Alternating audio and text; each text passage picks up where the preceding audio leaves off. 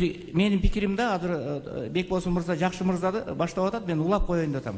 Буга чейинки болгон мына могул конституция, эски конституция, азыркы да мына иштеп аткан. Муну мен Текебаевка да айтканмын, башкаларга да айтканмын, сессиядан дагы сүйлөп айтканмын мурда. Бул конституция азыр же президенттик эмес, же парламенттик эмес, ортодогу аралаш конституция. Президенттикке да өтүп кете берет, парламентке да өтүп кете берет. Бир жолу ушунун авторуна жолугуп айткам, сурагам. Эмне мындай түшүп койдум десе, эми мурдагы жетекчилерге жагыш үчүн ушинтип койдум. Анткени тияка да өтүп кете берсе болот, бияка да өтүп кете болот. Кандай кылып манипуляция кылса боло берет деп айткан да. Муну ачык айтып коеюн, муну бетине дагы коюп берем. Бул болгон иш. Экинчи маселе, бул эми азыр конституцияны биз карап чыктык мына азыр. Бул күчтүү президент, анан күчтүү парламентке алып баратат деп ойлойм да менин оюмда. Эмне үчүн күчтүү президент? Анткени буга чейин же парламенттик эмес, же президенттик эмес болгон. Эмне үчүн күчтүү президент деген биринчи жолу Кыргызстан тарыхында президент боло турган адам биринчи жолу аткаруу бийлигинин башында болгонтат. Аткаруу бийлигин өзүнө алгантат. Мына аткаруу бул да аябай чоң жоопкерчилик. Бир дагы президент аткаруу бийлигинин башында болом деп алган эмес. Ошон үчүн 32 премьер, мына 33 премьер кетип атат. Эгерде президент аткаруу бийлигинин башында турса, премьердин ордунда да бул жерде бар, бир топ турса, бир дагы парламент муну кетире албайт. Ал эми мына карасаңыздар 84-статьянын мурдагы эмен.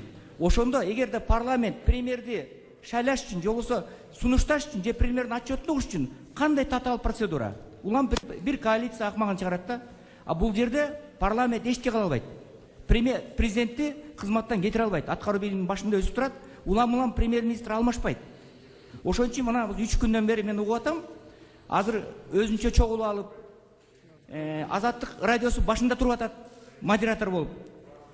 Кээ бир прессалар, чет мамлекеттен каржыланган прессалардын баардыгы башында туруп алып, кээ бир өзлөрүнө жаккан дүйрүү саясатчылардын баарын чогултуп алып, конституциянын атасымын дегендердин баары чогултуп алып. Азыр конституция жарала элек жатса, уже буну шыбап киришти.